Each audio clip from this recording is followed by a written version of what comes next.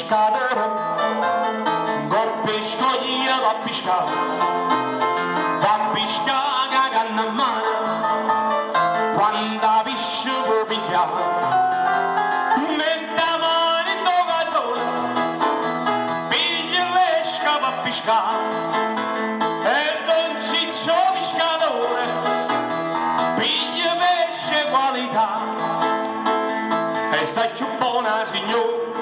con capito, e sta più buona signore, siamo dottor, e sta più buona signore, con capito, e sta più buona signore, siamo dottor.